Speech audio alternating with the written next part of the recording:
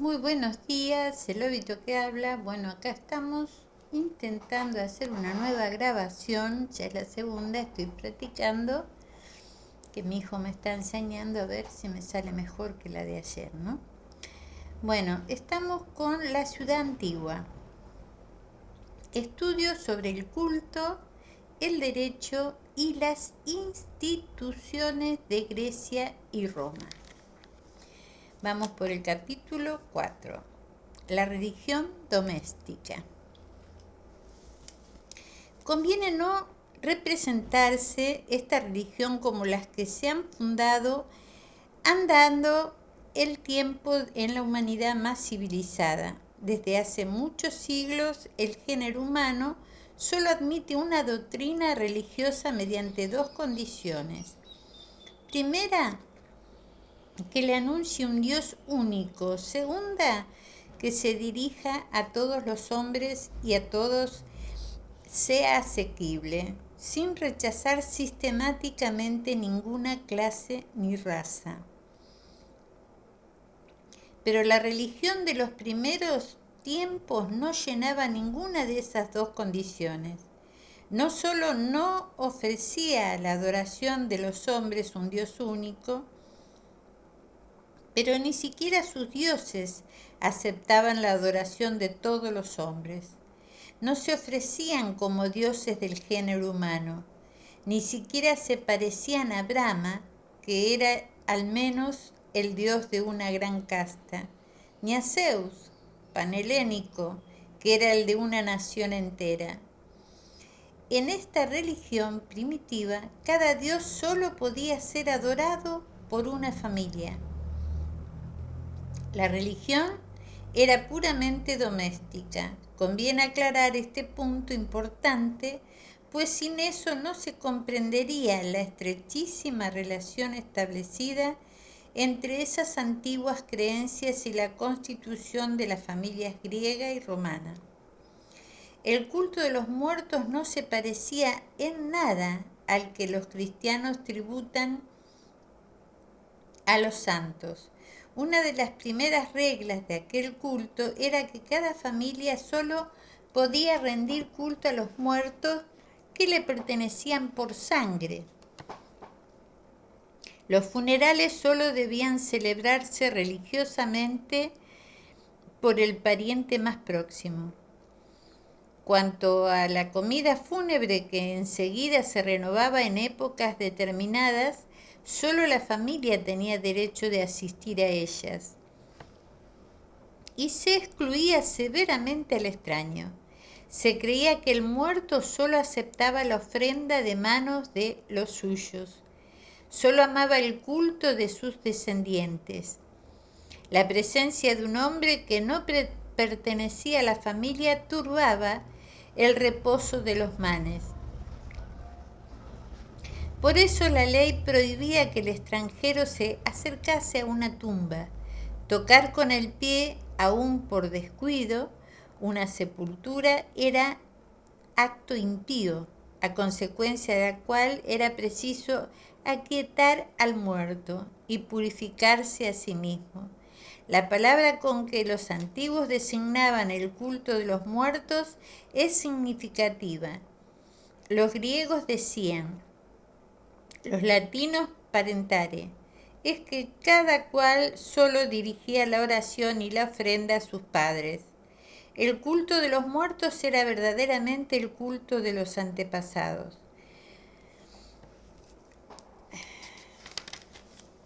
Aunque mofándose de las opiniones del vulgo, Luciano nos lo explica cuando dice: el muerto que no ha dejado hijos no recibe ofrendas y está expuesto a hambre perpetua.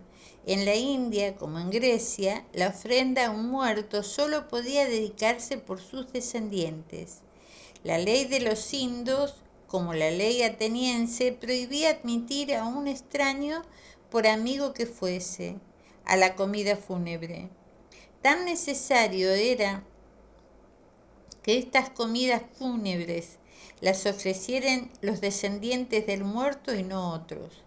que se suponía que los manes pronunciaban frecuentemente en su mansión este voto: que nazcan sucesivamente de nuestra descendencia hijos que nos ofrezcan en toda la sucesión de los tiempos el arroz cocido con leche, la miel y la manteca clarificada. Síguese de aquí que en Grecia y Roma, como en la India, el hijo tenía el deber de hacer las libaciones y sacrificios a los manes de su padre y de todos sus abuelos. Faltar a este deber era la impiedad más grave que podía cometerse, pues la interrupción del culto hacía decaer a una serie de muertos y destruía su felicidad. A tal negligencia no era menos que un verdadero parricidio, multiplicado tantas veces como antepasados había en la familia. Si, al contrario, los sacrificios se realizaban siempre conforme a los ritos, y los alimentos se depositaban en la tumba de los días prescriptos. El antepasado se convertía entonces en un dios protector, hostil a los que no descendían de él, rechazándolos de su tumba, castigándolos con enfermedades, y si a ellas se acercaban era para los suyos bueno y propicio. Entre los vivos y los muertos de cada familia existía un cambio perpetuo de buenos oficios. El antepasado recibía a sus descendientes la serie de banquetes fúnebres, esto es, los únicos goces que podían disfrutar en su segunda vida. El descendiente recibía del antepasado la ayuda y la fuerza que necesitaba en esta. El vivo no podía prescindir del muerto, ni el muerto del vivo, de donde se establecía un lazo poderoso entre todas las generaciones de una misma familia, formando una asociación eternamente inseparable. Cada familia tenía su tumba, donde los muertos descansaban unos al lado de otros, siempre juntos. Los de la misma sangre debían enterrarse allí, y a ningún hombre de distinta familia podía admitírsele. Así se celebraban las ceremonias y los aniversarios. Allí creía ver cada familia a sus sagrados ascendientes. En tiempo antiquísimo, la tumba estaba en la misma propiedad de la familia, en el centro de la habitación, no lejos de la puerta, para que los hijos, dice un clásico, encontrasen siempre a sus padres al entrar o salir y le dirigiesen una invocación. Así el antepasado permanecía entre los suyos invisible, pero presente siempre. Continuaba formando parte de la familia y de ella era el Padre inmortal, dichoso, divino. Se interesaba en lo que había dejado de mortal en la tierra. Conocía sus necesidades, sostenía su flaqueza, y el que aún vivía y trabajaba, el que, según la expresión antigua, todavía no se había librado de la asistencia, ese tenía al lado a sus guías y sostenes. Eran sus padres. En la dificultad lo invocaba su sabiduría antigua. En la tristeza imploraba consuelo. En el peligro, ayuda. Tras una falta, perdón.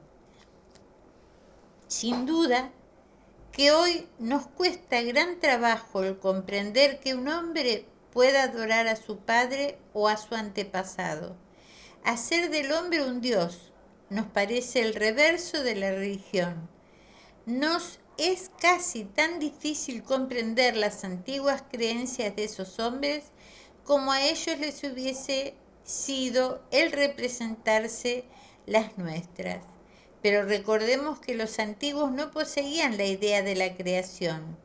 Por eso el misterio de la generación era para ellos lo que el misterio de la creación para nosotros. El genitor les parecía un ser divino y adoraban a su ascendiente. Preciso es que este sentimiento haya sido muy natural y potente, pues aparece como el principio de una religión en el origen de casi todas las sociedades humanas.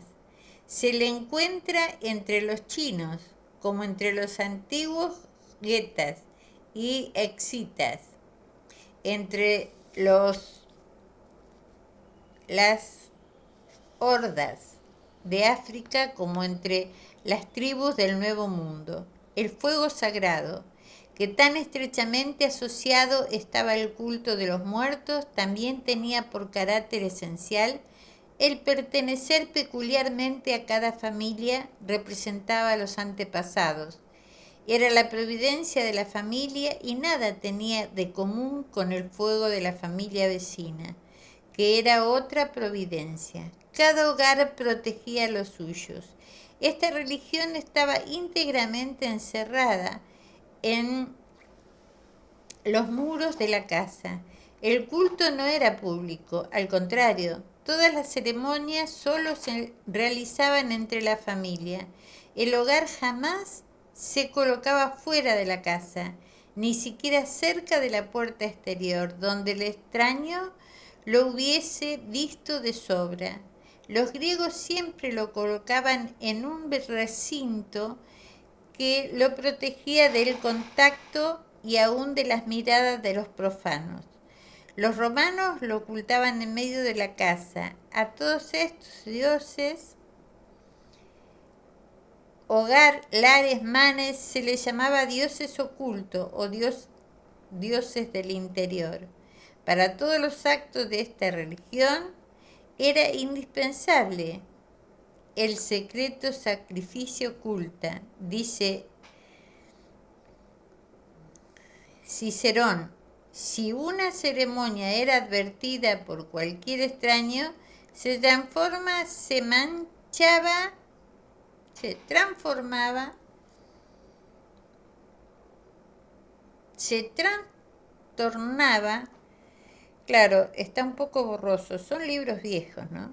Se trastornaba, se manchaba con su única mirada. Para esta religión doméstica no había reglas uniformes. El ritual común, cada familia poseía completa independencia. Ningún poder exterior tenía el derecho de regular su culto o su creencia. No existía otro sacerdote que el padre como sacerdote. No reconocía ninguna jerarquía el pontífice de Roma o el arconta de Atenas. Podía informarse de si el padre de familia observaba todos los ritos religiosos, pero no tenía el derecho de ordenarle la menor modificación. Tal era la regla absoluta, cada familia tenía sus ceremonias, sus fiestas particulares, sus fórmulas de orar y sus himnos. El padre único intérprete y único pontífice de su religión era el único que podía enseñarla y solo podía enseñarla a su hijo. Los ritos, los términos de la oración, los cantos que formaban parte esencial de esta religión doméstica eran un patrimonio, una propiedad sagrada que la familia no compartiría con nadie. Aún se le prohibía revelar al extraño. Así ocurría también en la India. Soy fuerte contra mis enemigos, dice el Brahman. Con los cantos que conservo de mi familia y que mi padre me ha transmitido, así la religión no residía en los templos, sino en la casa. Cada cual tenía sus dioses. Cada dios solo protegía a una familia y solo era dios de una casa. No puede suponerse razonablemente que una religión de este carácter se haya revelado a los hombres por la imaginación poderosa de cualquiera de ellos o se les haya enseñado por una casta sacerdotal. Ha nacido espontáneamente en el espíritu humano que su lucha